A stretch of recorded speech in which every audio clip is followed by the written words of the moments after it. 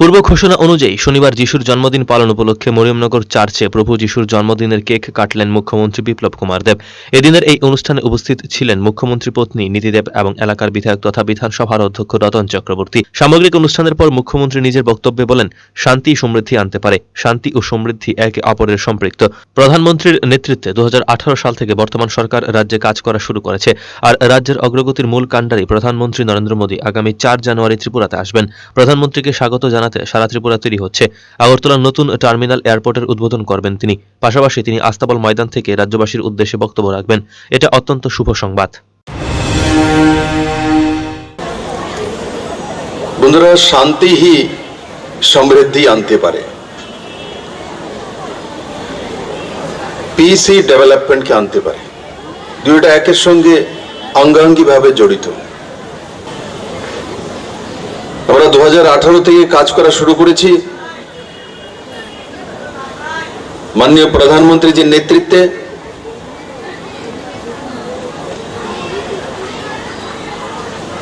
তো আজকের এই শুভ মুহূর্তে আমি অত্র এলাকাবাসীর সঙ্গে সেটাও শেয়ার করতে চাইছি। আগামী 4 জানুয়ারি মাননীয় প্রধানমন্ত্রীজি ত্রিপুরাতে আসছেন। মরিয়মনগর চার্চে প্রভু যিশুর জন্মদিন উপলক্ষে আয়োজিত অনুষ্ঠানে যোগদান করে মুখ্যমন্ত্রী বিপ্লব কুমার দেব আরও বলেন, প্রত্যেককে পজিটিভ চিন্তা করতে হবে। ধনাত্মক চিন্তায় সবকিছুই জীবনের সুন্দর হয়ে ওঠে, কিন্তু শুধু চাই করলে জীবনে শুধু শূন্যতাই প্রতিফলিত হবে। সবকিছু সময়ের উপর ছেড়ে দিতে হয়। সময় ভাগ্য তৈরি করে দেয়। সময়কে কেউ পরিবর্তন করতে পারে না। এই সময় পরিবর্তন করতে গেলে আমাদের হারতে হবে। পজিটিভিটি, অলওয়েজ পজিটিভিটি, সবসময় সকারাত্মক চিন্তা করা, তো দেখবেন আপনার জীবনে সবকিছু সুন্দর হয়ে আসছে। আর যদি আপনার মধ্যে চিন্তা থাকে আমার এটা লাগবে, আমার ওটা লাগবে, আমি এ চাই, আমার এটা কম আছে, দুনিয়ার সবচেয়ে অসুখী ব্যক্তি আপনি হবেন। আর সময়কে মেনে নিন। সময় হি ভাগ্য। সময়কে কেউ পরিবর্তন করতে পারে না। টাকা পয়সা ধন দৌলত সেগুলি আমরা পরিবর্তন করতে পারি আমাদের পরিশ্রমে, আমাদের ক্যালিবার, আমাদের ট্যালেন্ট, আমাদের মেরিট, আমরা তার পরিবর্তন করতে পারি।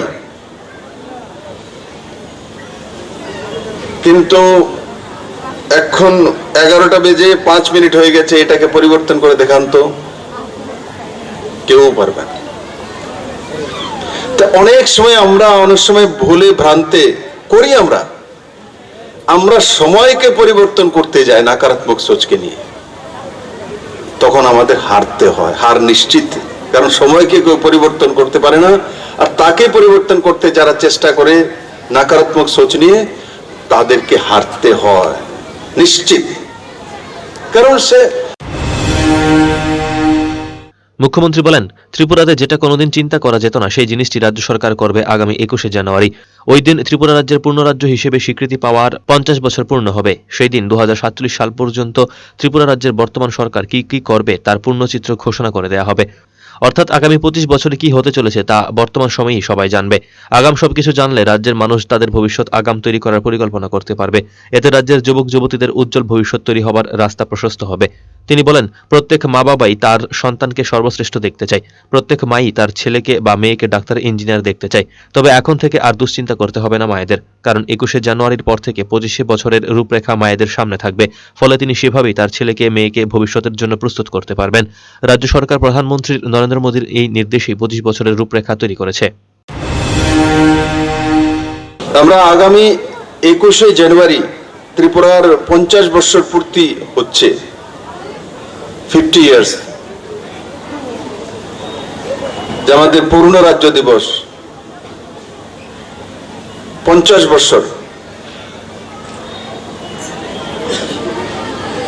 সেই দিন আমি ঘোষণা করব পুরো চক আউটের সঙ্গে যে 2000 2047 পর্যন্ত 2047 ত্রিপুরাতে আমরা কি কি করব আর ত্রিপুরা কোথায় যাবে তার পুরো রূপরেখা ত্রিপুরাবাসীর সামনে থাকবে। তার মানে আগামী 25 বছরে কি হতে চলছে আজকের দিনে নওজওয়ান জানবে, তবেই তো সে ভবিষ্যৎ নির্মাণ করতে পারবে যে আমি কোন জায়গায় যাব, কিভাবে যাব, কোন রাস্তায় যাব, কি হবে আমার ডেস্টিনি। তো ত্রিপুরার নওজওয়ান ছেলে মেয়েদের জন্য একটা উজ্জ্বল ভবিষ্যৎ তৈরি হবে। সে নির্ণয় করতে পারবে আজকের দিনে যে আমি কোন সাবজেক্ট নিয়ে পড়ব, আমি কোথায় যাব,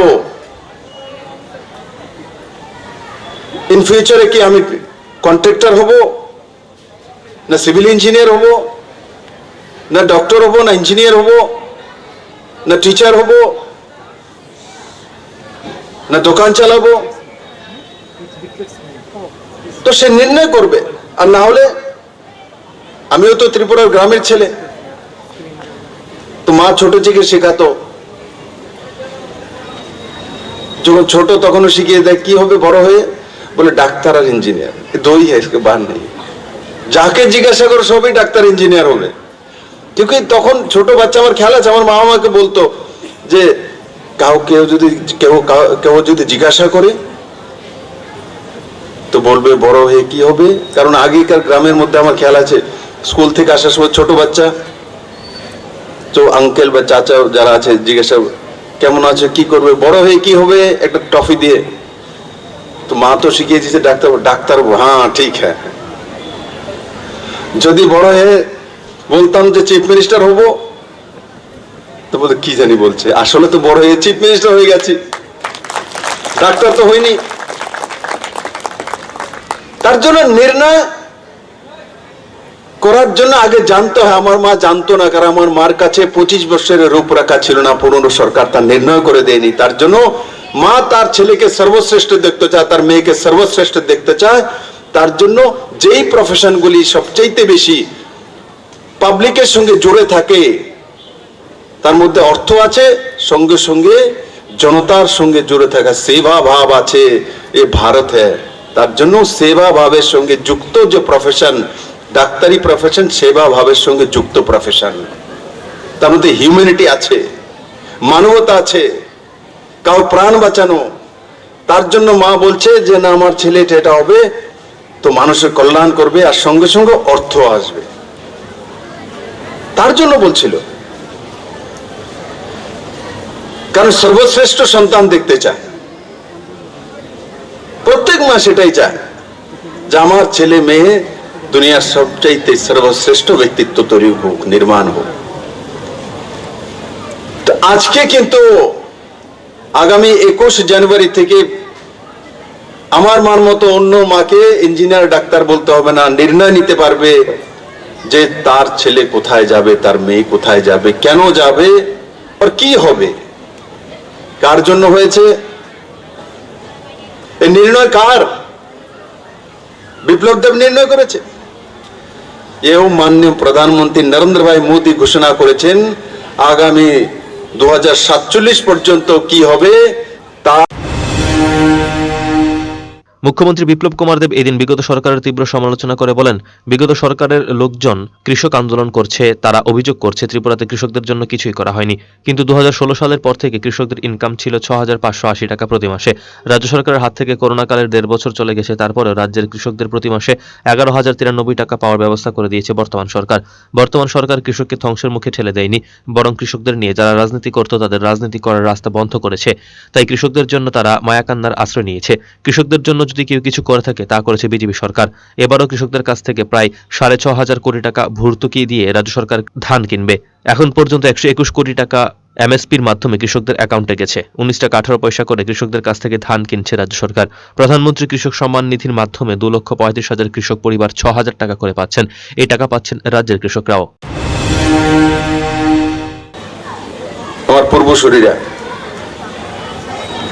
তো বলছে ত্রিপুরা তো কৃষকের জন্য কিচ্ছুই হয়নি, সমস্ত কৃষকদেরকে শেষ করে দিয়েছে। আমি এই পবিত্র ভূমি থেকে বলতে চাইছি 2016-17 কৃষকদের পার মান্থ ইনকাম ত্রিপুরাতে 6,580 টাকা ছিল। এই কোভিডের 1.5 বছর চলে গেছে, কাজ করতে পারেনি, তার মধ্যেও আজকের দিনে কৃষকদের পার ক্যাপিটা ইনকাম 2020-21-এ 11,093 টাকা পার মান্থ ইনকাম। বলছে কৃষকদের জন্য কি করেছে? কৃষককে বরবাদ করেছে। কৃষককে বরবাদ করেনি, তাদের রাজনৈতিক ঝাপ বন্ধ করেছি। তার জন্য মায়া কান্না, আর্তনাদ কান্দা কালকে আগরতলায় কাজ ছিল। আমি দেখে বলছি যে ঠিক জায়গায় পড়েছে, এখন আর কৃষক আসে না। তার জন্য কারণ কি, এখন ডাবলিং ইনকামে চলে গেছে। 6,580 টাকার জায়গায় ডেটা বলছে, ফিগার বলছে, বাস্তব বলছে, রিয়েলিটি 11,093 টাকা। আর তার 11,093 টাকা হওয়ার পেছনে কারণগুলো সামনে। প্রকিউরমেন্ট এফসিআই এর মাধ্যমে গরিব কৃষকদের কাছ থেকে এমএসপি কে এনেছে? আমাদের সরকার আসার পর আমরা এনেছি। রাজ্য সরকার থেকে ভর্তুকি দেই। তার মধ্যে এবারও যে 20,000 মেট্রিক টন নেওয়া হবে, তার মধ্যে 5.5 থেকে 6 কোটি টাকা রাজ্য সরকার ভর্তুকি দেয় কৃষকদের জন্য। ভর্তুকি দেয় এফসিআই কে, তবেই কি ত্রিপুরাতে প্রকিউরমেন্ট হচ্ছে। এই পর্যন্ত 121 কোটি টাকা এমএসপির মাধ্যমে গিয়েছে। 19 টাকা 18 পয়সা করে পার কিলো ধান ত্রিপুরাতে। কেউ কল্পনা করেছিল? কোন কৃষক কোনদিন কল্পনা করেছিল ধান 13 টাকার উপরে পার কিলো বিক্রি করতে পারবে? আজকে বাজার উঠেছে। তার জন্য প্রধানমন্ত্রী কিষাণ সম্মান নিধি, তার মাধ্যমে প্রায় 2,35,000 গরিব কিষাণ পরিবার 6,000 টাকা করে ফ্রিতে, কোনো কমিশন না, তার অ্যাকাউন্টে সিধা দিল্লি থেকে এই খয়েরপুরের যারা কৃষক আছেন, যারা প্রধানমন্ত্রী কিষাণ সম্মান নিধি পান, তার অ্যাকাউন্টে চলে আসে। রতন বাবু জানতে পারেন না কবে এসছে, আপনি আপনার অ্যাকাউন্টে চলে আসে। তার মোবাইলে একটা মেসেজ আছে যে আপনার অ্যাকাউন্টে 2,000 টাকা এসছে, আপনার অ্যাকাউন্টে 2,000 টাকা এসছে, আপনার অ্যাকাউন্টে 2,000 টাকা এসছে। Bureau report, search India TNN।